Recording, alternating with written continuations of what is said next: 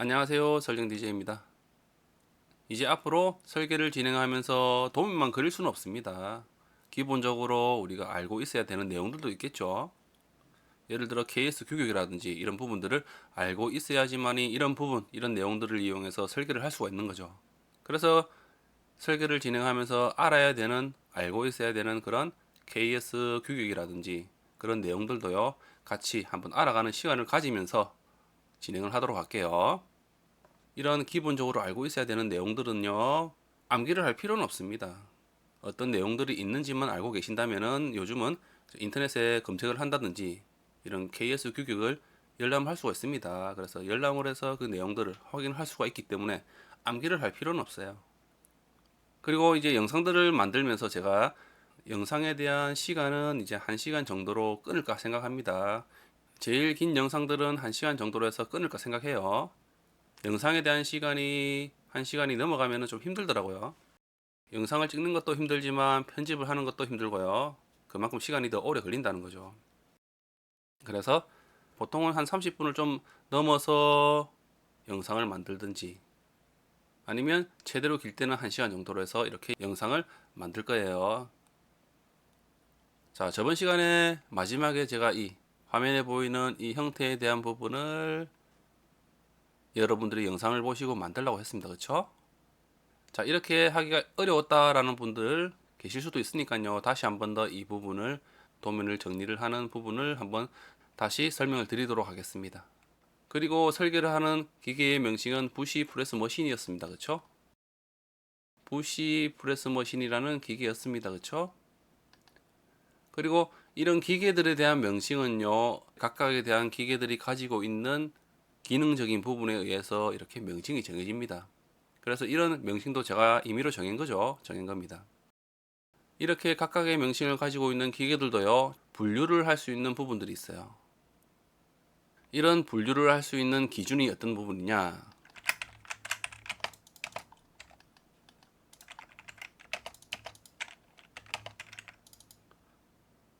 첫 번째는요, 완전 자동화라는 기계가 있습니다. 완전 자동. 오토라 합니다. 오토 장비라 해요.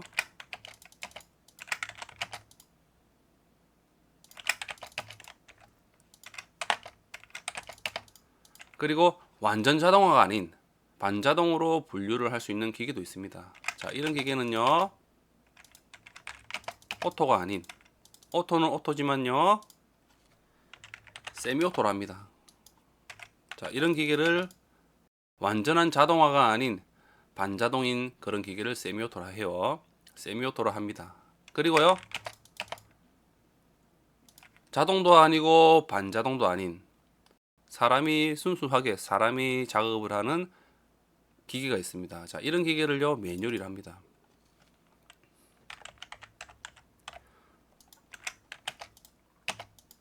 수작업 장비라고도 합니다. 그래서 이렇게 분류를 할 수가 있는데요. 저번 시간에 제가 설명드렸듯이 저희 장비는 어떻죠? 완전한 자동화는 아닙니다. 3번 항목에 보시면은요, 부시는 작업자가 가조립한다라고 되어 있죠. 그쵸? 가조립, 매뉴얼 로딩이라 되어 있습니다. 그래서 이 장비, 우리가 설계를 하려는 이 기계는요, 완전 자동, 오토가 아닌 세미오토인 반자동 장비입니다. 그래서 사람이 한번 개입을 한번 하기 때문에 이렇게 반자동으로 세미오토라는 반자동이라는 기계를 말하는 거예요. 자동차를 예를 든다면 자동차에는 들어가는 부품들이 아주 많습니다. 그렇죠? 미션이라는 부품도 있고요. 그리고 엔진이라는 부품도 있죠. 예를 들어서 자동차에 이 엔진을 조립하는 기계가 있다면요. 기계가 한 대로 조립을 할 수는 없습니다. 엔진에는 부품이 수백 개가 들어갑니다. 또는 수천 개가 들어갈 수가 있죠. 그래서 이 많은 부품을 하나의 기기에서 조립을 할 수는 없습니다. 굉장히 복잡해지겠죠. 그리고 굉장히 커질 수가 있습니다. 기계가. 그렇죠? 그리고 설계하기도 힘들 거예요. 그래서 엔진을 조립하기 위한 장비들이 엄청나게 많을 겁니다. 엄청나게 많을 거예요. 예를 들어서 우리는 컨베어를 사용합니다. 그렇죠? 컨베어를 사용해요.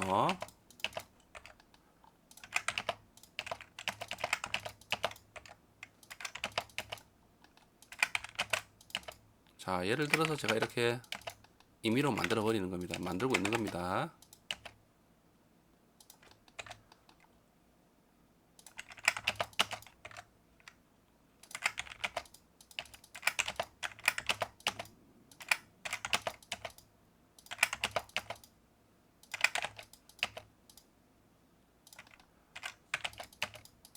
이렇게 콤베어들이 지금은 제가 간략하게 그렸지만 굉장히 길 거라 생각 들어요.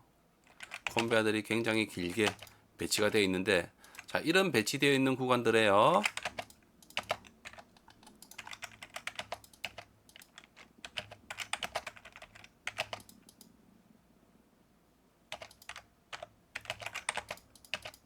구간별로 엔진에 들어가는 부품들 구간별로 나누어서요, 이런 장비들을 배치를 해서 이 장비들의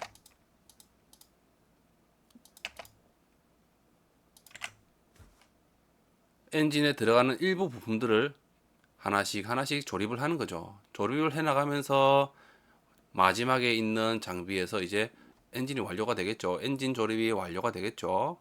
그래서 이런 장비들이 오토만 있는 게 아닌 구간별로요, 세미오토라든지 또는 기계가 할 수 없는 일을 사람이 해야 됩니다. 이런 구간들은 또 수작업 구간이라고 해서 이렇게 배치를 해서 엔진의 부품들이 차례차례 흘러가면서요, 하나씩 하나씩 부품들이 조립되면서 마지막에는 이제 완료가 되는 거죠. 자, 이렇게 보통 어떤 부품을 완전하게 조립하기 위한 라인을 이런 식으로 꾸며요. 꾸미는데 정확한 형상은 아니겠죠. 일반적인 개념을 여러분들께 설명하기 위해서 이렇게 보여드린 겁니다.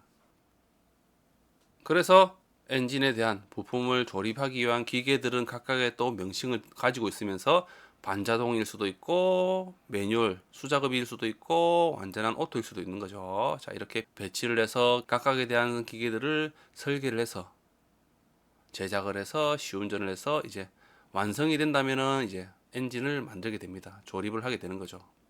자, 이렇게 흘러가는 게 공장 자동화라는 이런 개념입니다. 이해가 되셨죠? 자, 이제 우리가 설계하는 기계는 자, 부시 프레스 머신, 그쵸? 자, 프레스 머신이고요. 저번 시간에 제가 자, 화면에 보이는 이 도면 있죠? 컨베어와 팔레트 그리고 워크가 이렇게 정렬되게 바닥면에서 900mm에 대한 높이에서 이렇게 도면을 정리를 해냈습니다. 영상을 따라서 이렇게 만드셨을 거라 생각이 들어요. 자, 하지만 따라서 못하신 분들도 계실 거라 생각이 듭니다. 그래서 자, 이 부분을 다시 한 번 더 설명을 드리도록 하겠습니다. 자, 우선은 오른쪽에 있는 자료에서 컨베어를 블록으로 다 만들었습니다. 그렇죠? 블록으로 만들었죠. 이 자료는 일반 객체로 되어 있었을 거예요. 각각에 대한 객체로 이루어진 도면이었습니다. 우측면도는 블록으로 되어 있고요. 정면도와 평면도는 각각에 대한 개별로 되어 있는 객체들이었죠. 그래서 정면도와 평면도를 각각 블록 명령어로 블록을 만듭니다. 만들었죠? 만들었습니다. 그리고 이 컨베어 도면을요, 정면도, 평면도, 우측면도에 대한 도면을 복사를 해서 가져갈게요. 자, 그런 다음 조금 벌리겠습니다. 정확한 수치로 이렇게 움직일 필요는 없습니다. 설계를 하면서 또 움직일 수가 있기 때문에 의미는 없어요. 자, 그리고 이 세 개의 객체를 선택해서 가상선으로 바꾸겠습니다. 자, 그런 다음 팔레트를 우리는 또 어땠죠? 각각의 블록으로 되어 있는 팔레트를 또 다시 블록으로 만들었죠. 자, 이 블록으로 만들 때는 어떻게 한다 했죠? 우리가 수정을 하기 위해서는 일반 객체인 하나의 선이라든지 이런 일반 객체로 이루어진 객체를 포함시켜서 블록을 만들었습니다. 그쵸? 그래서 위에 보이는 이 부분에서, 그쵸? 팔레트 플러스 바디라는 이 도면에서 제가 저번 시간에 블록으로 만들었죠. 폭발을 시키고요. 자, 일반 객체, 이런 객체를 하나 가져왔죠. 제가 탭이라든지 볼트에 대한 도면에서 원의 형태의 해칭으로 되어 있는 이 객체 제일 작은 거를 가져와서 복사를 해와서요. 자, 여기에 색깔도 바꾸고 도면층도 바꿔서 옮겼죠. 자, 이 우측면도도 동일합니다. 옮겼어요. 평면도도 동일하죠. 이 객체를 일반 객체를 가져와서 옮긴 후에 제가 블록으로 만들었습니다. 그쵸? BBB 입력하고 팔레트에 대한 부분을 전체를 선택해서 클릭 후에 기준점 클릭, 그리고 우측면도도요 BBB 입력하고 실행시킨 후에 팔레트 전체를 선택해서요 클릭 후에 엔터 클릭 후에 기준점 클릭, 그리고 평면도도 동일합니다. 그쵸? BBB 입력하고 팔레트 전체를 선택합니다. 선택하는 대신에 워크에 대한 평면도가 있습니다. 자, 이 부분은 Shift 누르고 선택하면서 선택 해제를 합니다. 그런 다음 클릭, 엔터 클릭 후에 기준점 클릭. 자, 이렇게 해서 만들었죠. 그러면은 왼쪽에 있는 팔레트도 그렇고요, 오른쪽에 있는 팔레트, 그리고 그 다음에 있는 팔레트들도 동일한 도면입니다. 동일한 블록 이름으로 가지고 있기 때문에, 자, 이런 팔레트들도요 방금 만들었던 이 블록으로 되어 있는 팔레트로 이 객체로 바꿔주는 게 좋아요, 실제로는. 그래서요, 자, 하나하나씩 바꿔보겠습니다. 기준점을 클릭 후에 지울게요. 일단 지워도 상관없습니다. 지운 후에 자, 복사를 해서 이 객체에 갖다 놓는 거죠. 기준점에 똑같이 옮겨 놓는 겁니다. 카피를 해서요, 기준점에 클릭 후에 자, 기준이 여기였죠. 그런 다음 다 여기는요 어때요? 센터 지점에서 기준을 만들고요. 다 지우겠습니다. 선들은 지우고요. 복사를 해서요. 자, 이 객체를 이 끝점에 가져 놓는 거죠. 그럼 동일합니다. 그렇죠? 자, 이렇게 하는 이유는 뭘까요? 만약에 설계를 하다 보면 수정이 됩니다. 수정이 되는데요. 자, 이 객체를 하나만 블록으로 되어 있는 이 객체만 수정을 한다면요. 자, 왼쪽에 옮겨졌던 복사를 해서 만들었던 이 블록 객체도 같이 바뀌게 됩니다. 당연하죠. 블록으로 되어 있기 때문에 그래요. 자, 그래서 오른쪽에 있는 부분도요 똑같이 또 수정을 할게요. 자, 이 부분은 블록에 대한 부분은 잠깐 한번 짚고 넘어가는 게 좋을 것 같아요. 그래서 자, 이걸 복사해 놓고 이 도면을 잠깐 다시 한번 만든 후에 설명을 다시 드려볼게요. 자, 그리고 여기도 개별로 다 되어 있죠. 자, 정리를 합니다. 이렇게 도면을 하나씩 하나씩.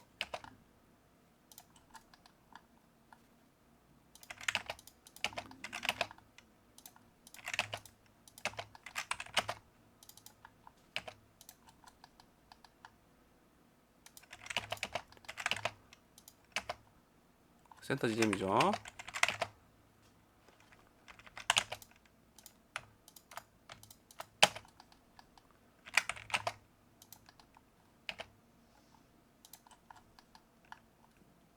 자, 이렇게 수정을 했습니다. 그렇죠? 다 바꿨습니다. 그러면 팔레트에 하나만 수정하더라도 이 전체의 팔레트는 다 똑같은 형태를 가지게 되게끔 바뀌게 됩니다. 변경이 돼요. 자, 우선은 자, 이 부분으로 똑같이 만들어 볼게요. 자, 그런 다음 이렇게 이걸 가져오는 게 좋겠네요. 워크가 있는 것 같이 가져와서 복사를 합니다. 복사를 해서 가져올게요. 자, 그런 다음요, 이 팔레트는요 우측면도에 대한 팔레트를 이 끝지점에, 중심선의 끝지점 위쪽에 클릭합니다. 그런 다음 자, 이 선이 팔레트 하부의 이 구간이 롤러의 이 구간과 맞닿아야 됩니다. 그렇죠? 그래서요, 무브 명령으로 M 입력하고 자, 이 객체들을 전체 선택합니다. 선택한 후에 엔터 클릭 후에 Shift 누르고 마우스 클릭 R, 근처점이죠. 그리고 이 구간, 롤러 구간 사이에서 아무 지점을 클릭 후에 아래쪽으로 옮겨서 직각에 대한 객체 스냅이 활성화될 때 클릭합니다. 자, 그러면은 왼쪽에도 동일한 위치로 다 이동이 된 거죠. 그렇죠? 그래서요, 컨베어의 중간점에서 위쪽으로 다 선을 그립니다. 그리고 이 팔레트는요 선택해서 센터선의 중간점 또는 이 원의 센터선 중간점을 클릭해서요 왼쪽으로 옮기고 직각에 대한 객체 스냅이 뜰 때 클릭하는 거죠. 그쵸? 자, 그런 다음 다시 평면도의 팔레트도요. 자, 중간점, 중심점을 클릭하던 이 수평한 중심선의 좌우의 끝점을 클릭해서 위쪽에 대한 부분에서 마우스를 옮기고 직교점이 뜰 때 클릭. 자, 이러면 배치가 끝납니다. 배치가 끝나고요. 자, 도면상에는 롤러의 상단에서 바닥면까지의 거리가 900이었습니다. 그쵸? 900으로 설계를 해야 됐죠. 자, 컨베어의 롤러 11번째 보면은 컨베어 롤러 상단 높이는 FL 900이다 라고 되어 있습니다. 자, FL이라는 게 플로어 레벨입니다. 플로어 레벨의 약자입니다. 바닥면에서 양수의 값을 위쪽으로 900mm 높이에 있다는 얘기죠. 그 위치로 해서 설계를 해란 얘기입니다. 그래서요, 로라의 상단에서, 그쵸? 상단에서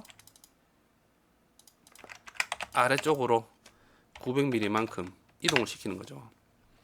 그러면 이 선은 바닥면이 되는 거죠. 이 선의 기준이 바닥이고, 이 바닥에서 900mm에 대한 높이에서 우리가 설계를 하는 거죠.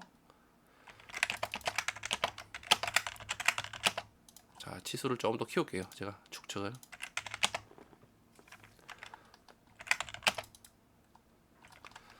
자, 그리고 이 선은요, 가상선, 바닥면은 가상선으로 바꿔주고요. 그리고 실제로 자, SPL, 스플라인 있죠. SPL 입력하고 실행시키고 끝점을 클릭 후에 지그재그로 이렇게 비슷하게 만들어줍니다. 그렇죠? 그리고 이 선도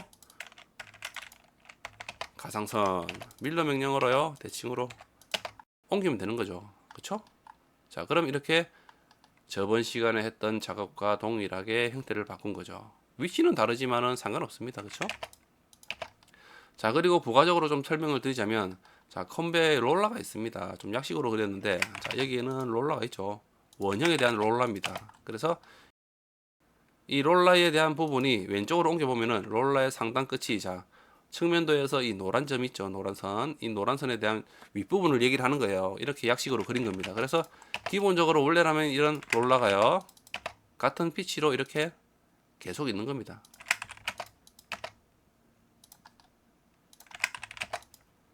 실제로는 이래 있지만은 제가 약식으로 표현을 해 놓은 거죠. 그래서 이런 롤러가 있으면서 롤러가 이렇게 회전을 합니다. 그러면은 팔레트가요, 여기에 있던 게 일정한 속도로 이렇게 이동이 되는 거죠. 이동이 되는 겁니다. 그런 형태의 컨베어입니다. 그리고 오른쪽에서 왼쪽으로 이동하기 때문에 이런 부분도 표현을 해 놓는 게 좋을 수도 있어요. 그래서요, 자, 우선은 팔레트에 대한 평면도를, 여기 있네요. 자, 이걸로 해볼게요. 폭발을 시킵니다. 폭발을 시킨 후에, 자, 이 화살표 있죠? 이 화살표를 가져올게요. 가지고 와서, 자, 끝점에서 조금 키우겠습니다. 3배로 키우고요. 그를 복사해서 가져와서 플로우, 흐르는 방향을 얘기를 하는 거죠. 그쵸? 자, 이렇게도 표현을 해 놓는다면 알 수가 있는 거죠. 팔레트는 오른쪽에서 왼쪽으로 흐른다, 컨베어가 오른쪽에서 왼쪽으로 흘러간다 라고 이렇게 알 수가 있는 겁니다. 자, 이렇게도 표현을 할 수가 있습니다. 자, 그런 다음요, 자, 블록이 굉장히 중요합니다. 설계를 할 때 블록이 굉장히 중요하기 때문에 없어서는 안 돼요. 없이 설계를 하기는 정말 어렵습니다. 그렇기 때문에 이 블록에 대한 개념을 잠깐 좀 잡았고 시작을 하는 것도 괜찮을 것 같아요. 그리고 두 번째 시간에 2편을 보시면은 그 2편의 설명란에 보면은 블록을 만든다든지 블록을 편집하는 부분에 대한 링크가 있습니다. 설명란에 링크가 다 있어요. 그래서 그 링크를 클릭해서 영상을 보셔도 됩니다. 기존에 제가 공유를 하고 있는 영상들이 있기 때문에 그 영상을 보셔도 아마 될 거라 생각 들지만은 다시 한 번 더 잠깐 설명을 드릴게요. 자, 블록이라는 건요, 일반 객체입니다. 지금 제가 원을 그렸고요. 자, 또 사각형을 그렸죠.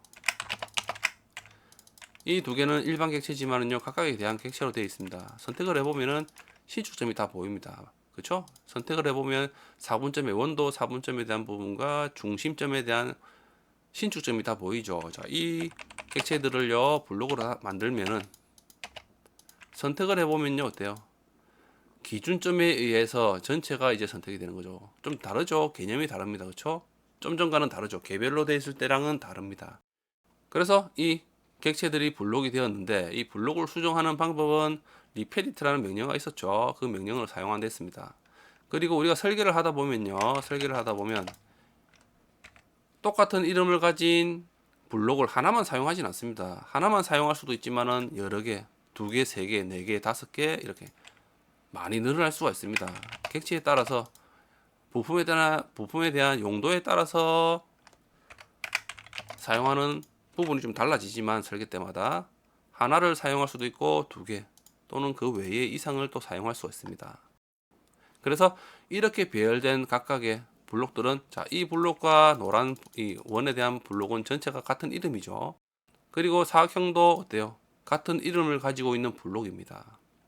그래서 예를 들어서요. 자, 이 블록들 중에서 제가 한 개를 수정을 합니다. 자, 한 개를 수정을 해 볼게요. 확인. 그러니까 어때요? 같은 이름을 가지고 있는 블록들은 다 사라집니다. 사라질 수밖에 없어요. 같은 이름을 가지고 있는데, 자, 이 이름을 가지고 있는 블록 중에서 제가 한 개를 선택했는데, 자, 이 블록만 활성화 되는 거죠. 그리고 나머지 블록들은요, 숨기기 모드가 됩니다. 그래서 여기서요, 제가 예를 들어서 형태를 한번 바꿔볼게요.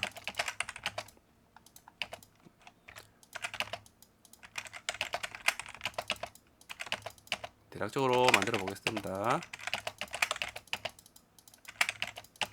자, 이렇게 바꿨습니다. 이렇게 바꾼 후에 저장 닫기를 하면요 어때요? 같은 이름을 가지고 있는 블록들은요 동일한 형태로 또 바뀝니다. 그쵸? 바뀔 수밖에 없어요. 이름이 같기 때문에 바뀔 수밖에 없습니다. 그래서 다른 블록도 수정해 보면요, 자 선택했죠. 다시 해볼까요? 자, 이번엔 오른쪽에 있는 걸 선택해 볼게요. 그러면 이 오른쪽에 있는 블록만 활성화되고 나머지는 숨기기가 됩니다. 그러면서 수정을 할 수가 있는 거죠. 자, 어때요? 자, 여기서 제가 또 수정을 한다 그러면요, 다른 같은 이름을 가지고 있는 다른 블록도 같이 변경이 됩니다. 자, 어때요? 변경이 되죠? 자, 변경이 됐어요. 자, 이렇게 우리가 처음에 형태는 다르지만은 블록을 편집함으로써 이렇게 형상도 바꿀 수가 있습니다. 그래서 이 블록이라는 게 편한 점이요. 여러 개의 이 화면에 같은 이 블록을 여러 개의 위치에 배치해 있더라도 하나만 수정하면요 전체가 바뀌는 거죠. 편하죠.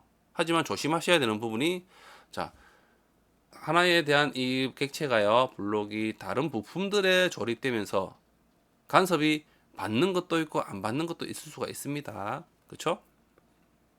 그래 되면 간섭을 받는 부품은 수정을 해야 되는 거죠. 하지만 그 하나만 수정하게 되면요 다른 수정을 하지 않아도 되는 부품까지 수정이 됩니다. 자, 이런 부분들은 좀 조심하셔야 되지만은 처음에 그 부분은 처음에 개념을 잘 잡고 설계를 한다면은 문제가 되지 않을 것 같아요. 그래서 이렇게 블록을 개별로 수정을 할 수도 있죠. 수정을 할 수도 있는데 또 조심하셔야 되는 부분은요. 자, 블록을 수정을 한다 그러면 예를 들어서 이 블록을요. 자, 제가 다른 블록의 이 4분점 12시 방향의 끝점에 선을 그렸습니다. 그렇죠? 선을 그렸습니다. 자, 한번 볼게요. 자, 이 블록을요. 하나 수정합니다. 그럼 다른 건 오른쪽에 있는 것들은 사라지죠. 그러면서 위치를요. 제가 move 명령어로 25mm만큼 옮겨 볼게요. 왼쪽으로 옮겼습니다. 자, 저장 닫기 할게요. 그러니까 어때요? 오른쪽에 있는 자 끝점이 원래 12시 방향에 맞게끔 되어 있었지만은 제가 좀 전에 25mm만큼 왼쪽으로 옮겼죠. 그러니까 이 블록들도 위치가 바뀝니다. 원점에서 이 화면의 원점을 기준으로 우리가 처음에 만들었던 기준에서 우리가 블록 편집을 들어가서 왼쪽으로 25mm만큼 옮겼기 때문에 이렇게 전체도 바뀌는 거죠. 자, 이런 부분도 조금 조심하셔야 되는 부분이기도 해요. 그리고 이런 블록들을요, 또 이 팔레트와 같이 블록들로 이루어진 부분을 블록으로 만든다면은 가능합니다. 가능하죠. 자, 하나는 제가 복사를 해서 다시 설명을 좀 드릴게요. 자, 위에는요 블록으로 이루어진 객체들을 그냥 블록으로 만들고, 자, 아래쪽은요 제가 자 팔레트를 만들 때와 비슷하게 동일하게요. 자, 하나의 객체를 여기 옮겨 놓겠습니다. 옮겨 놓고요. 자, 이 부분을 객체를 포함하고 한번 블록을 만들어 볼게요. 포함하고 블록을 만들었습니다. 자, 형태는 똑같지만은, 그쵸? 형태는 똑같지만은 조금 차이가 있어요. 차이가 있을 수밖에 없습니다. 자, 이 블록 중에 예를 들어서요, 이 형태 중에서요, 자, E1과 오른쪽에 E1을요, 자, 이 방향으로 한 150mm 할까요? 150mm를 옮기고, 자, 이 방향으로요 150mm만큼 옮기고 싶어요. 옮기고 싶은데 가능할까요? 위쪽은? 자, 이 위쪽에 대한 블록은 가능하겠습니까? 가능하지 않겠습니까? 결론적으로 말씀드리면 불가능합니다. 왜냐면 자, 이 객체들은요, 이 블록은 순수하게 블록으로 다 이루어졌기 때문에 그래요. 하지만 아래쪽은요, 아래쪽은 가능합니다. 그래서 위쪽을 제가요 한번 150mm만큼 옮겨 볼게요. 자, 옮기고 싶어서, 자, 여기서요 기준에서 여기가 150mm죠.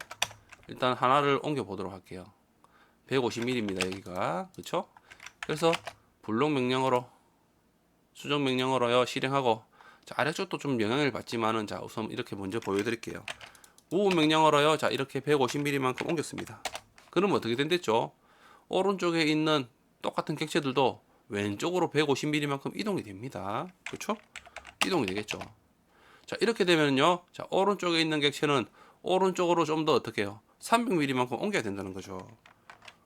이 객체는 이 방향으로 300mm만큼 옮겨야 됩니다. 하지만요, 이동할 수가 없어요. 이 블록은 이동할 수가 없습니다. 편집이 안 되는 거죠. 각각에 대한 블록을 가지고 있는 이름에 대한 이 블록들은 편집이 되지만, 속성에 대한 편집은 되지만 전체적인 부분에는 편집이 가능하지 않습니다. 여러분들이 원하는 방향으로 이동을 할 수가 없어요. 편집이 되지 않습니다. 그래서 아래쪽에 보시면은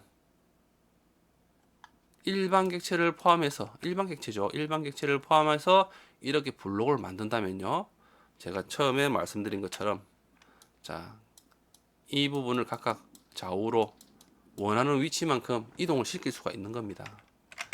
자, 다시 원복을 해볼게요. 150mm만큼 오른쪽으로 옮겼습니다. 그럼 다시 돌아왔죠. 자, 이번에는 아래쪽에서 이제 수정을 하는데요. 자, 선택을 할 때 이 블록들을 선택하는 게 아닌, 이 블록에 포함되어 있는 이 일반 객체를 선택하는 거죠. 그러면은요, 일반 객체를 선택해서 수정을 하면은, 자, 활성화 되는데 좀 전과 다릅니다. 그렇죠? 위에 있는 부분과는 다릅니다. 위에는 하나의 블록을 선택해서 수정을 했기 때문에 이 보이는 선택했던 블록만 활성화됐었죠. 다른 건 사라졌습니다. 하지만 아래쪽은 어때요? 전체에 대한 블록들이 활성화됩니다. 여기서 이제 150mm만큼 옮기고, 여기도 150mm만큼 옮길 수가 있는 거죠. 그리고 저장 닫기. 어때요? 다르죠? 어때요? 이렇게 옮길 수가 있다는 겁니다. 그렇죠? 그래서 블록들로 이루어졌을 때, 블록으로 만들 때는 우리가 편집을 하기 위해서, 나중에 편집을 하기 위해서는 이렇게 일반 객체에 대한 부분이 하나가 포함되어야 된다는 겁니다. 자, 이 개념이요, 우리가 처음에 블록을 만들 때도요, 어때요? 자, 이 블록도 처음에 만들 때는 어땠습니까? 하나의 일반 객체로 다 되어 있었죠. 일반 객체로 되어 있었기 때문에 어때요? 블록을 만들더라도 이 블록에 대한 부분은 편집이 가능했습니다. 가능했죠. 일반 객체로 다 이루어졌기 때문에 가능한 부분이죠. 자, 이렇게 생각한다면요, 이 블록을 만들 때도요, 일반 객체를 하나 포함함으로써요, 이 일반 객체와 이 블록들로 이루어져 있지만은, 하나의 이 전체에 대한 블록으로 따진다면 이 하나하나가 일반 객체로 인식을 해서 우리가 수정을 할 수가 있다는 겁니다. 이해가 되시나요? 이 객체를 분해해서 개별로 만들었을 때는 각각에 대한 일반 객체였죠. 그렇죠? 일반 객체였습니다. 그래서 기준이 하나의 일반 객체가 있다면 실질적으로는 이 부분들은 다 블록이지만은 이 일반 객체에서 포함된 이 객체들은요, 각각이 이제 일반 객체로 그런 개념과 비슷하게 보시면 되는 거죠. 그래서 이 객체를 선택해서 일반 객체를 선택해서 수정을 함으로써 우리가 이 형태를 다시 원하는 위치로, 여러분들이 원하는 위치로 이렇게 옮길 수가 있는 거죠. 블록을 처음에 만들었던 블록의 속성과 비슷하다 생각하시면 됩니다. 단지 이 블록은 블록으로 이루어져 있는 상태에서 우리가 일반 객체를 하나 포함해서 블록으로 만들었기 때문에 조금 헷갈리는 부분인 거죠. 그래서 항상 블록으로 이루어진 부분을 블록으로 만들 때는 항상 일반 객체를 하나 포함시켜서 블록으로 만든다면요, 우리가 원하는 각각에 대한 위치를 개별로 원하는 위치로 옮길 수가 있습니다. 수정이 가능한 거죠. 이렇게 하지 않고 우리가 이 블록을 다시 왼쪽 오른쪽으로 150mm만큼 옮긴다 그러면 어떻게 해야 될까요? 분해를 해서 이 부분을 150mm만큼 옮기고, 자, 이 부분도 오른쪽으로 150mm만큼 옮겨서 다시 블록을 또 만들어야 됩니다. 번거롭습니다, 이거는. 그리고 우리가 지금은 간단하게 이 블록만 있지만은 실제로 우리가 설계를 하다 보면요, 화면에요, 우리가 도면을 제작하고 제작 도면을 그리게 되면 한 화면에 이런 전체적인 블록이 여러 개가 존재하게 됩니다. 그래서 이런 식으로 블록이 되어 있다면은, 그렇죠? 일반 객체가 없이 블록으로 만들어져 있는 객체들이 여러 개 있다면, 이렇게 여러 개가 존재한다면, 자, 분해를 해서 다시 수정하고, 자, 이 부분을 복사해서 위쪽으로 다 대체를 해줘야 되는 거죠. 교체를 해줘야 된다는 겁니다. 굉장히 번거롭죠. 하지만, 자, 이런 식으로 블록이 되어 있다면요, 여기 중에 하나만 수정하더라도요, 자, 이 부분을 두 개를 지워 볼게요. 필요 없으니까 이제 지워지는 거죠. 예를 들어 수정을 했을 때 필요 없다. 그럼 여기도 하나 지워 볼까요? 지워 버리면은 수정이 되었습니다. 그러면 위쪽은 어떻게 될까요? 어때요? 똑같은 형태로 한 번에 다 바뀌어 버리는 거죠. 굉장히 편하죠. 굉장히 편합니다. 그래서 이 블록을 잘만 사용하면요, 엄청나게 여러분들이 설계를 하는데 시간도 줄어들고 굉장히 편하게 또 작업을 할 수 있게 해준다는 거죠. 자, 지금도 아마 긴가민가 하실 수도 있을 겁니다. 이게 블록이라는 게 확실히 개념이 안 잡혔기 때문에 긴가민가 할 텐데, 자, 이런 부분도 이제 앞으로 이제 설계를 하면서 계속 써먹을 그런 기능들이에요. 그렇기 때문에 자주 사용하다 보면 눈에 익고 익숙해지면은 어떻게 사용하는 부분인지 정확하게 파악을 할 수가 있을 겁니다. 자, 이렇게 도면이 정리가 되었다면, 자, 이렇게 도면이 정리되었으면요, 이제 베이스 후레임에 대한 설계를 시작하도록 할게요. 우선은, 자, 이 부시는요, 작업자가 로딩을 해줄 때 높이가 얼뜻초 10mm만큼 겹치게 돼 있었죠. 그렇죠? 그래서 35mm만큼 올렸습니다. 그리고 자, 여기서 이제 작업자가 필요합니다. 저희는 평면에서 봤을 때 작업자가요, 자, 비슷하게 놓으면 돼요. 자, 여기 있을 거고요. 자, 이 작업자가 이제 이 부시를 로딩을 해주는 거죠. 자, 우측면도요. 자, 이 끝점에서 이렇게 비슷하게 배치를 시켜줍니다. 일단 배치를 시켜주죠. 자, 그런 다음요, 자, 정면도 왼쪽이 이 부분이 정면도입니다. 자, 이 부분이 정면도고요, 오른쪽이 우측면도, 위에가 평면도입니다. 조금 더 벌리는 게 좋을 것 같습니다.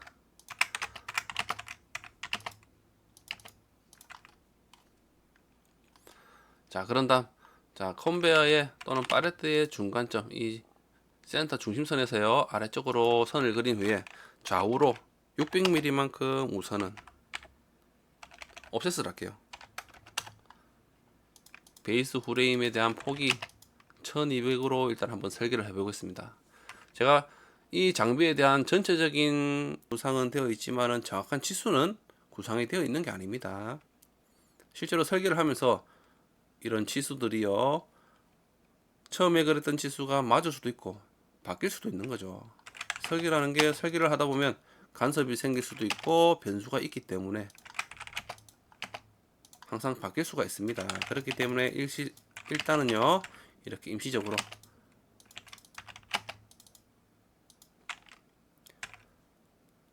폭이요 1200이고 높이는 얼마죠? 컴배 하부까지 750이네요. 자, 이렇게 높이로 해서 일단 설정할게요. 이렇게 그리도록 하겠습니다. 그리고 우측면도도요, 우측면도도 하나 그릴 텐데, 자, 임의적으로 그리는 부분이기 때문에, 자, 이 끝 지점에서 왼쪽으로 400mm네요. 450 정도 해볼까요? 450 정도를 하고 컴배어까지 끝단이 181mm네요. 그리고 넓이가 폭이 1200이다.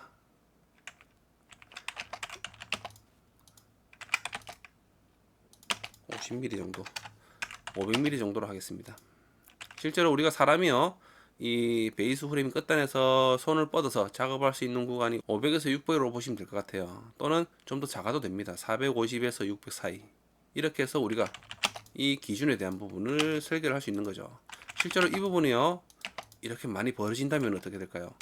작업자가 어때요? 이 프레임 때문에 앞으로 들어갈 수가 없는 거죠. 그래 되면은 이 붓이라는 부분을 로딩을 할 수가 없습니다. 조립을 해줄 수가 없어요. 그렇죠? 그래서 이런 부분도 좀 필요합니다. 이런 부분도 나중에 여러분들이 설계를 하면서 이런 부분들은 발주를 준 업체와 협의를 해가면서 이렇게 정립을 해가면 되는 거예요. 그래서 도면을 설계를 해서요, 이 업체와 협의를 하는 거죠. 그러면서 이 부분이 괜찮다 그러면 오케이 끝나는 거고요. 다시 좀 더 넓게 해달라든지 벌리달라든지 이 위치를 좀 더 넓게 또는 좁게 해달라든지 이런 요구사항이 있을 겁니다. 그래 되면 자, 그 내용들을 이용해서 우리가 이 기계에 적용을 하면 되는 거죠. 적용을 하면 됩니다. 자, 오른쪽은 이대로 한번 놔둬볼까요? 1200. 자, 1200이다. 이 부분은 어쩔까요? 자, 이 부분은요, 제가 한 200mm 정도만 더 넓힐게요. 자, 오른쪽은 더 넓히도록 하겠습니다. 자, 그러면은 이제 이 부분이요, 자, 900mm만큼 이렇게 치수를 좀 옮겨 놓도록 하겠습니다. 자, 그러면은 일단 정해졌네요. 그쵸? 정면도와 우측면도만 정해졌다면 평면도도 당연히 정해지겠죠. 자, 여기서 우리는 일단은요, 센터선을 5mm만큼 이 외형선에서 5mm만큼 띄우게 설정을 합니다. 그쵸? 구분을 주는 거죠. 자, 일반 외형선에서 중심선은 딱딱 끊어지게 이렇게 그리진 않습니다. 어느 정도 크기로 늘려주는 거죠. 이렇게 튀어나가게끔. 그래서 중심선이라고 구분을 주는 겁니다. 그쵸? 자, 여기도 그리면 되는데, 자, 이 선을 복사를 해서 오른쪽으로 옮겨서 직교점에 수직한 점에서 객체 스냅이 뜰 때 클릭. 그죠? 그리고 평면도는 어떻게 할까요? 자, 이 부분을 복사를 해갈까요? 복사를 해가서 반시계 방향으로 90도 돌립니다. 그리고 이 센터선에서 이 센터선이 일치를 하는 거죠. 그쵸? 그래서 자, 이 부분에서 선을 그리고 정면도에 대한 이 왼쪽과 오른쪽의 끝점을 이용해서 위쪽으로 선을 그립니다. 그러면은 이 어때요? 베이스 프레임에 대한 크기는 자, 이런 형태로 할 거예요. 완료가 된 건 아니죠. 완료가 된 건 아닙니다. 그쵸? 그런 다음 자, 이 선에서 센터 선을요 다시 5mm 정도만, 5mm 또는 10mm 크기에 따라서 이 부분이 좀 다를 수가 있습니다. 객체에 대한 크기에 따라서 이 튀어나가는 구간들을 사람마다 또 틀려요. 10mm 하는 분들도 계시고 1mm 하는 분들도 계십니다. 1mm는 너무 작죠, 그쵸? 1mm는 너무 작습니다. 형태가 많이 큽니다. 형태가 큰 거에 비해서 튀어나가는 거리가 너무 작은 거죠. 10mm도 괜찮을 것 같아요. 1m가 넘어가기 때문에. 자, 그럼 이렇게 베이스 프레임에 대한 크기는 정해졌어요. 정했습니다. 임의로. 그렇죠? 설계를 하면서 정한 겁니다. 앞으로 다른 부품들이 조립이 되면서 이 형태도 바뀔 여지가 많습니다. 그렇죠? 자, 그런데 제가 베이스 프레임이라고 해서 그린 게 사각형입니다. 그렇죠? 육면체에 대한 형태로 그려져 있는 거죠. 실제로 이 소재를요, 이런 식으로 통으로 만들지는 않습니다. 이런 사각형을요, 통으로 구해서 통짜배기를 구하는 거죠. 통짜배기를 구해서 가공을 하지 않습니다. 실제로 할 수 없는 이유가 이런 소재를 구하기가 힘들어요. 크기가. 우리는 일반적으로 셀을 쓰죠. 셀을 씁니다. 셀을 쓰는데 이런 크기에 대한 소재를 구하기가 힘듭니다. 단조라고 해서 기계로 두드려서 이렇게 만들 수는 있지만은, 비슷하게 만들 수는 있지만요, 엄청나게 금액이 비쌉니다. 또 만약에 만들었다 하더라도요, 운반하기도 힘들죠. 무거워서. 그렇죠? 그렇기 때문에 이렇게 실제로 사각형으로 통짜로 만들지는 않아요. 프레임 같은 경우는 이렇게 만들지는 않습니다. 그래서 우리는 얇은 철판을 이용해서 엮어서 우리가 책상처럼 만들 수도 있고요, 또는 다른 방법을 이용해서 만들 수도 있습니다. 우리가 일반적으로 사용하는 쇠 재질은요, 어떤 게 있을까요?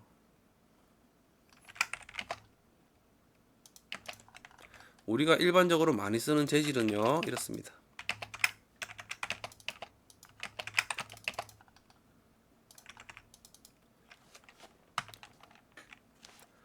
그 일반적으로 많이 쓰는 재질의 명칭이요,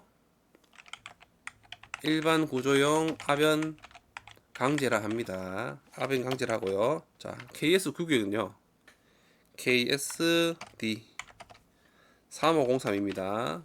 자, 그래서 일반 구조용 아변 강제라고 해서 KSD 3503입니다. 일반적으로 이 명칭을 가진 이 규격의 셀을 사용해요. 그리고 이 아벤 강제라는 재질에는 여러 가지 또 재질이 있는데, 이 재질 중에서도요, 대표적으로 사용하는 재질이 또 있습니다. 자, 이 아벤 강제라는 게 좀 설명을 잠깐 드리자면은요, 자, 로러가 있습니다. 로러가 있는데, 이 로라는요, 이렇게 회전하고 있습니다. 마주보게 회전을 하고 있는 거죠. 그러면은 로라가 회전하면요, 자, 가열로라는 부분에서, 그런 장치에서요, 빨간 쇠가요, 두꺼운 쇠가 이렇게 지나갑니다. 지나가게 되면 어떻게 될까요? 이렇게 지나가게 되면요, 처음에는 이렇게 많은 양의 아변을 하지 않습니다. 그래서 이 구간을 지나가게 되면요, 조금씩 이렇게, 어때요?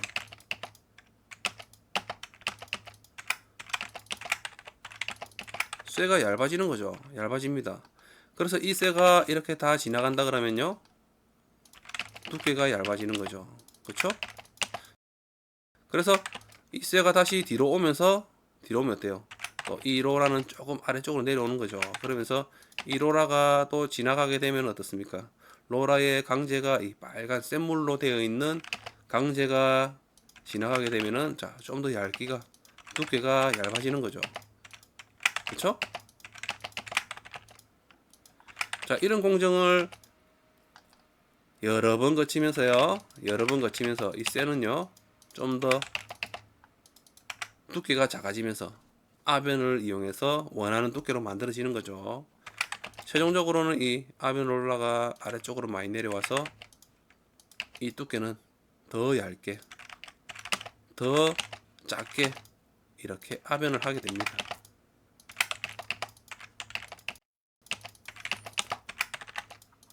보통 이렇게 해서 만들어지는 강제를, 자, 아변 강제라 합니다.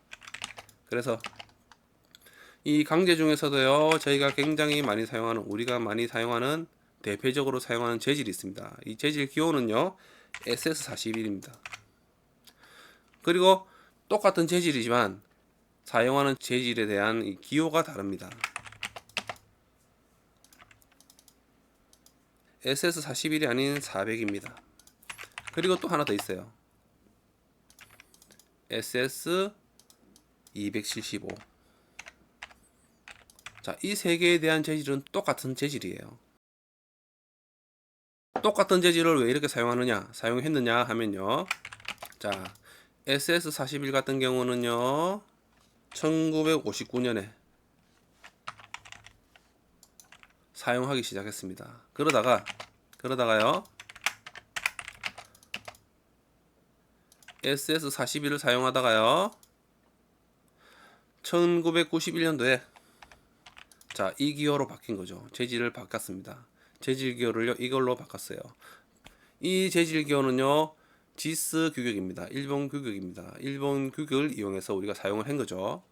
그래서 SS400으로 사용하다가요 또 마지막으로 바뀐 게 지금 현재는요 SS275입니다. 자, 이 재질은요 2018년도에 개정이 되면서 자, 지금은 SS275로 사용합니다. 하지만 대부분은요 SS41과 SS400을 많이 사용합니다. 아직도 저 같은 경우도 이 두 개 중에 하나를 사용해요. 하지만 SS275를 사용해도 동일한 재질이기 때문에 동일한 재질의 재료에 대한 기호이기 때문에 그쵸? 사용해도 상관없습니다. 아무거나 사용해도 상관없어요. 하지만 여러분들이 회사를 간다면은 회사에서 쓰는 재질을 따라가는 게 좋겠죠. 따라가는 게 좋습니다. 도면상에 이런 재질들이 보인다면 이 쇠에 대한 재질은 동일한 쇠라는 거죠. 그래서 여러분들이 이 재질을요 나중에 제작을 한다면은 예를 들어 이 부시를 제작하기 위해서 도면을 출도하죠. 제작해 달라고 제작업체에 줍니다. 그때는 이 재질에 대한 부분에 SS41이라고 표기를 해둔다면 이 업체에서 이 소재에 대한 부분을 이 재료로 사용해서요 가공을 하게 되는 거죠. 자, 이렇게 표기를 하는 그런 재질인 거죠. 자, 이해됐죠? 자, 그러면서 우리는 SS41과 SS400, SS275를 사용합니다. 동일한 재질을 이렇게 연도에 따라서 이렇게 바뀜으로써 사용하게 되는 거죠. 자, 차이점은요 없어요. 없는데 자, SS41 같은 경우는 이 41이라는 숫자가요 인장 강도라는 값을 알려주는 숫자입니다. 그래서 이 41은요 킬로그램 퍼 제곱밀리미터입니다. 그리고 다음은 SS400은요 뭘까요? 이 400이라는 숫자가 인장 강도에 대한 이라든지 이 강도에 대한 부분을 알려주는 그런 숫자겠죠. 숫자입니다. 그래서요 자 SS400도요 400에 대한 인장 강도를 가지고 있지만은 단위가 조금 다릅니다. 뉴턴 퍼 제곱밀리미터입니다. 그리고 마지막으로 SS270은요 275는요 인장 강도가 아닌 항복 강도 그리고 숫자는 275입니다. 자, 이런 식으로 구분을 하는 거죠. 자, 이런 강도에 대한 숫자가 여기에 접목이 된 거죠. SS 다음에. 자, 그런 개념이에요. 이걸 암기할 필요는 없습니다. 암기할 필요는 없겠죠. 이 숫자가 있으니까요. 단위만 조금 다를 뿐입니다. 그쵸? 여기서 항복 강도라는 게 예를 들어서요. 자, 이런 재료가 있는데 자, 이런 재료가 있습니다. 이 재료를요 양쪽에서 잡고 당깁니다. 이렇게 당기고요 이렇게 당겼을 때 힘을 가해서 당겼을 때요 자, 이 재질이 변형이 되지 않다가 처음으로 가다가 이 변형을 살짝 됐을 때 변형이 시작됐을 때에 대한 값을 얘기를 하는 거예요. 이때의 값을 이 항복 강도로 합니다. 그러면 인장 강도는 어떨까요? 인장 강도는요 자, 힘을 가했을 때 변형이 됐는데 여기서 변형이 더 이상 되지 않는다라고 하면 힘을 더 주겠죠. 그래서 변형이 되면서 변형이 될 때 변형이 완전히 되면서요 끊어지기 직전에 값을 얘기를 합니다. 자, 그래서 이 항복 강도와 인장 강도에 대한 부분을 비교를 하면은 인장 강도가 값이 좀 크죠. 클 수밖에 없습니다. 그렇죠? 인장 강도는 끊어지기 직전에 대한 힘을 얘기를 하고요. 항복 강도는 변형이 시작했을 때에 대한 값을 얘기를 하는 거죠.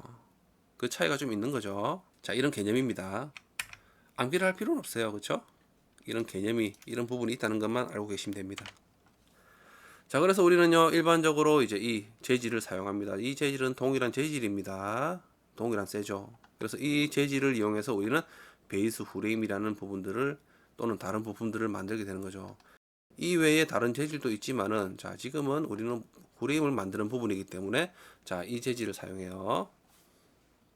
그러면 우리가 일반적으로 사용하게 되는 이 재질은요, 여러 가지의 두께를 가지고 있습니다. 자, 예를 들어 어떤 형태냐, 어떤 부분이냐면요. 자, 이런 철판이 있으면은,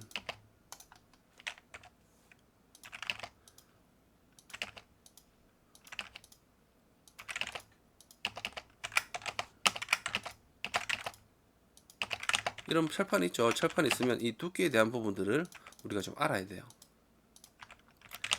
지금 자, 임의로 그렸습니다. 자, 이런 부분들이, 자, 일반적으로 많이 사용하는 두께는요, 이렇습니다. 두께 종류가 굉장히 많습니다. 하지만 좀 자주 사용하게 되는 두께는요, 이렇습니다. 제 기준에는 좀 그래요. 왜냐면은 이 두께들은요, 여러분들이 다른 업체에서 소재를 구할 때 두께를 구하게 됩니다. 두께에 따라서 소재를 구하는데, 이런 두께는요, 대부분 다 가지고 있는 두께라고 보시면 될 것 같아요. 1.2T,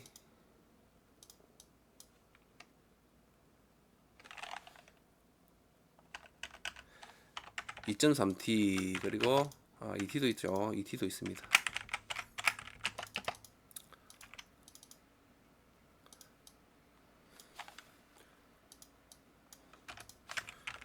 그리고 3T,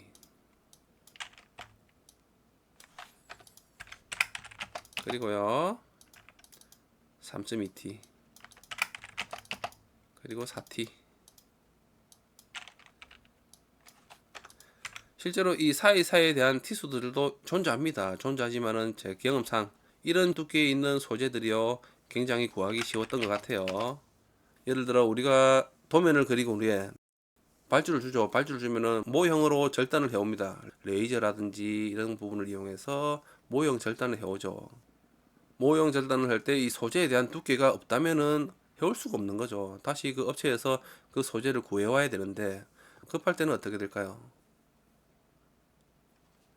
소재를 구하는 시간이 아까운 거죠. 그렇기 때문에 일반적으로 많이 쓰는 소재들을 이제 제가 말씀을 드린 겁니다. 그런 다음, 자, 이 부분은 5.0T, 그리고요 6T,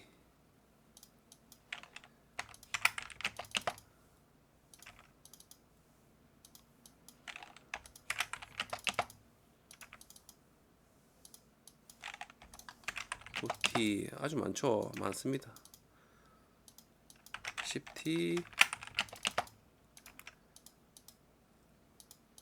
12T, 아주 많네요. 저걸 오래 걸리겠네.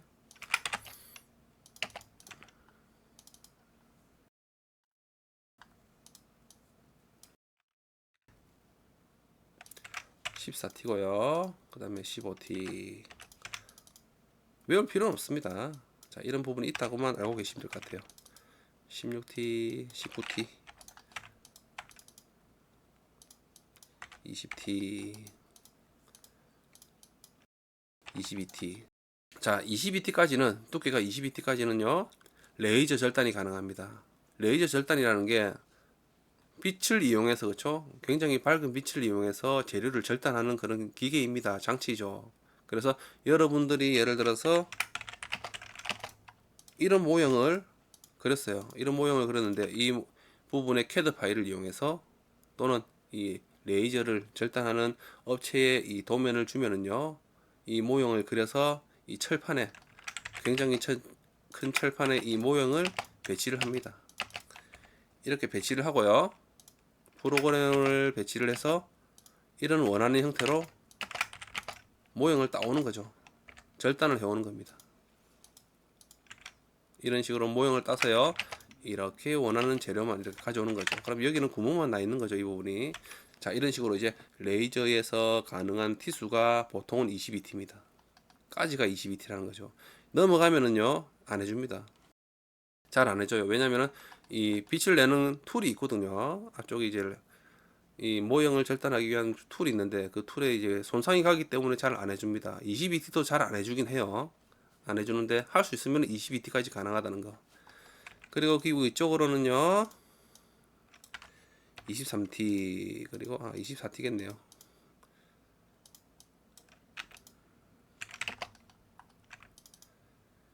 그 다음에 25T.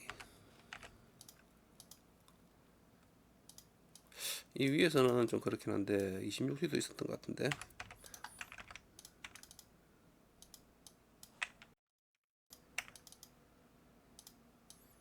여기서 넘어간다면 30T입니다. 일단은 30T에서요 32T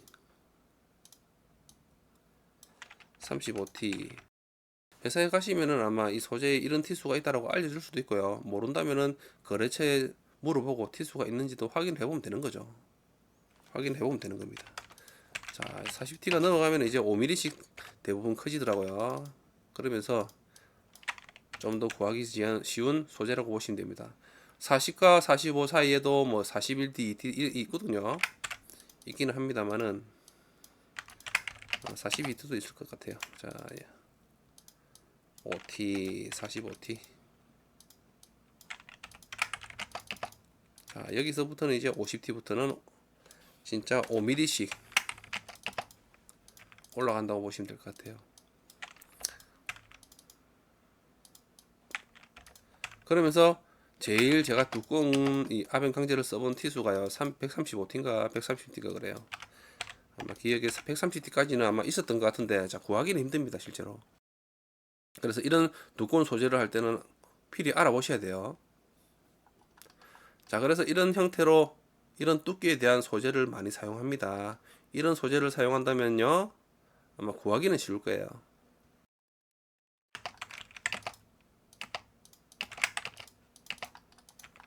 자 그러면 22T까지는 레이저 절단이 가능하다. 그러면은 그 위쪽으로는 어떻게 할까요? 그 위쪽은요 CNC 절단이 있습니다. 자 컴퓨터 수치 제어를 한다는 그런 개념의 장치인데요. 여러 가지 기기가 있지만은 보통은 산소와 가스를 이용해서 고압의 산소로 불어서 절단을 하는 그런 기기가 있습니다. 모형 절단을 하는 기기가 있어요.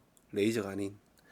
그래서 그 이상은 이제 이 24T부터 22T라든지 포함하든지 그 이상은요, 자, 그 CNC 절단을 이용해서 소재를 잘라서 모형을 만들어, 모형 절단을 해와서 그 모형으로 해서 여러분들이 그렸던 도면으로 이제 가공을 하는 거죠.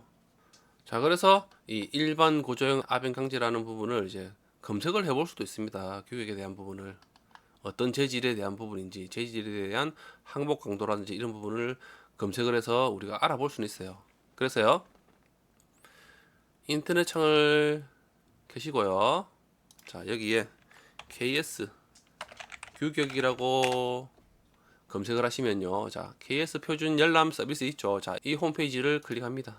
그러면은 자, 나라 표준 인증이라고 있죠. 자, 이 화면으로 넘어오는데 오른쪽에 보시면은 표준 번호라고 있죠. 여기에요. 자, 여기에 우리가 KSD 3503을 입력하시면 돼요. 자, 입력하는데 띄워쓰기 없이 입력하시면 됩니다. 그래서 KSD 3503 입력하고 엔터 클릭하시면은 자, 아래쪽으로 보시면요. 자, KSD 3503 있죠. 일반 구조용 아벤 강제라고 해서 자, 이 부분을 리스트를 클릭을 하는 거죠. 그러면은 이 부분이 보이는데 자, 관련 자료로 보이는데 자, 위쪽에 보시면은 KS 원문 보기 있죠. 자, 이 부분을 클릭합니다. 그러면 KS 구격에 있는 이 아벤 강제에 대한 부분을 이제 내용을 확인할 수가 있습니다. 그래서 이렇게도 확인할 수 있다는 거죠. 자, 보시면은 SS275라고 있죠. 자, 이 부분이 이제 T수에 따라서는 다른데 항복 강도라는 부분이 자, 275. 자, 이런 식으로 되어 있는 거죠. 자, 이렇게 확인을 할 수가 있습니다. 이렇게 열람을 해서요. 확인을 할 수가 있어요. 자, 이 부분을 좀 끄도록 할게요. KS 규격을 열람하는 것까지는 했는데 시간이 굉장히 많이 지난 것 같아요. 이것저것 설명을 하다 보니 시간이 또 후딱 한 것 같습니다. 그래서 이번 시간은요 이것으로 마치고요. 다음 시간에 이제 이 소재에 대한 일반 아변 강제에 대한 부분과 또 다른 부분이 있습니다. 참 알아야 되는 것도 많습니다. 그쵸? 하지만 이런 부분들을 처음은 한번 겪어봐야 되는 부분이기 때문에 꼭 이런 부분 내용들을 한번 확인하시는 게 좋아요. 자, 그래서 이번 시간은요, 이것으로 마칠게요. 일단은 마치고요. 우리는 이런 소재에 대한 부분을 이용해서, 셀을 이용해서 우리는 프레임을 만들 수도 있고요. 다른 구조를 또 접목해서 프레임을 만들기도 합니다. 자, 그래서 그런 부분은 다음 시간에 한번 배워보도록 하겠습니다. 자, 이번 시간은 이것으로 마치고요. 다음 시간에 뵐게요. 감사합니다.